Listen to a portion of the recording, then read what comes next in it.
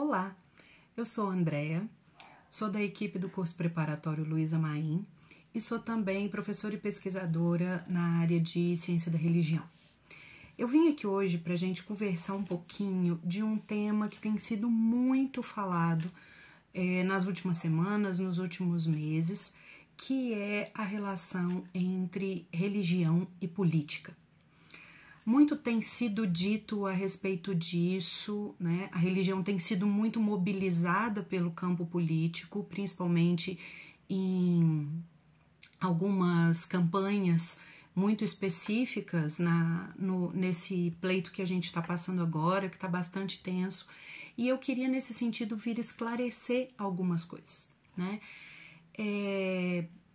A religião tem sido muito utilizada principalmente como forma de promover pânico moral, né, de alcançar as pessoas pelo medo e também, infelizmente, para promover agressões e certos tipos de violência que, no caso, não cabem numa estrutura de país e de organização social como nós temos no Brasil, que é a de um Estado laico. Então, primeira coisa, o que significa dizer que o Estado é laico? Um Estado laico não é um Estado sem religião, pelo contrário. A função de um Estado ser laico garante que esse Estado vai permitir a existência, na sua configuração, de toda e qualquer manifestação religiosa, de toda e qualquer tradição religiosa.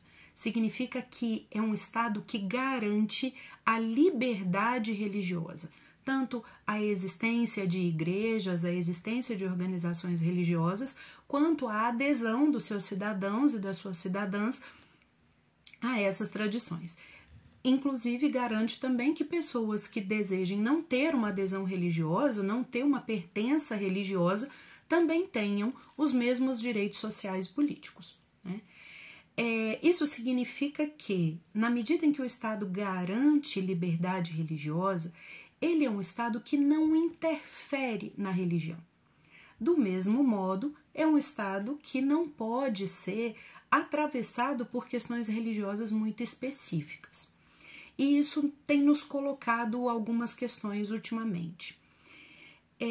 A gente tem observado muito, e nessa última campanha eleitoral a gente percebeu isso tanto por algumas candidaturas quanto por alguns slogans, né, de candidaturas, de pessoas adeptas de tradições religiosas, de algumas até específicas, se candidatando e a cargos tanto no executivo, né, que no caso a gente teve para governador e ainda está tendo para presidente da República, quanto no legislativo, que são deputados e senadores.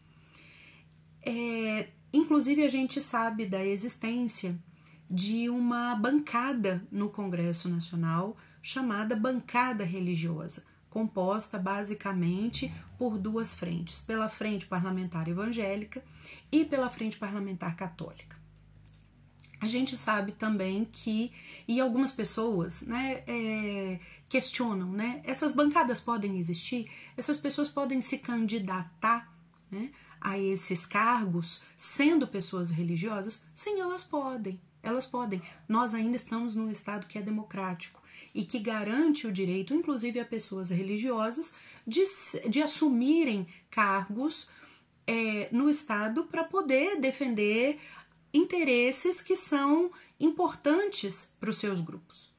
O problema é quando esses interesses são interesses só de alguns grupos e o objetivo dessas organizações deixa de ser garantir os direitos dos seus grupos para poder tirar direitos de outros grupos. Aí a gente começa a ter alguns problemas, porque isso fere o próprio princípio da democracia, que é a retirada de direitos de outros cidadãos e outras cidadãs que têm tantos direitos sociais quanto as pessoas e os valores que esses grupos defendem, né? E outra coisa que tem aparecido no meio dessa tensão toda que a gente tem observado com relação à presença desse discurso religioso no campo político é justamente manifestações de intolerância religiosa. São manifestações que algumas tradições já vêm sofrendo há algum tempo, mas que agora, em razão desse pânico moral que tem sido criado, está extrapolando cada vez mais a esfera daquilo que é religioso para ir para aquilo que é político. E é onde as duas coisas não acabam se atravessando de uma forma bastante perigosa. Então, é muito importante que a gente entenda que a religião e a política podem ser discutidas. Elas são sim dois campos que se atravessam no cotidiano o tempo todo. Mas até que ponto uma esfera, no caso, né, que é a esfera da religião e a esfera da política, até que ponto cada uma dessas esferas pode se atravessar de modo a prejudicar aquilo que é do campo democrático, aquilo que é do campo do diálogo, e com isso exacerbar a intolerância.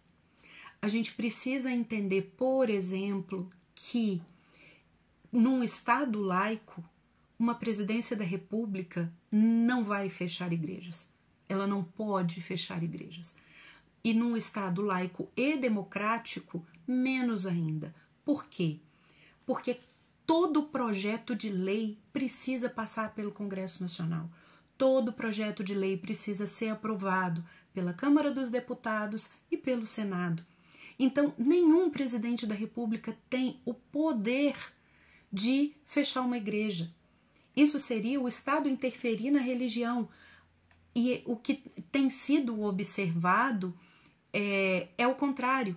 O Estado tem garantido às tradições religiosas o seu direito de existência, o seu direito de culto, o seu direito às suas manifestações. O que a gente não pode é observar, o que não pode acontecer é justamente o que a gente está observando agora. Um acirramento do discurso por parte de algumas tradições religiosas que venham a ferir justamente o princípio democrático, que venham a ferir a liberdade religiosa de outras pessoas, que venham a ferir a liberdade, inclusive, de não ter religião de algumas outras pessoas, que venham a ferir a liberdade de direitos de certos grupos sociais. O que a gente precisa mobilizar na religião é aquilo que ela traz de sentido para a vida de para cada uma das pessoas que nela crê e que pode fazer disso algo como alimento para a sua própria existência. Mas a gente não pode usar a religião como ferramenta para atacar, como meio de desqualificar outras pessoas, como campo para discurso de ódio e para ataque. Se alguém tiver alguma dúvida, é só colocar nos comentários e a gente continua dialogando, e esse vídeo pode ter uma parte 2. Tchau!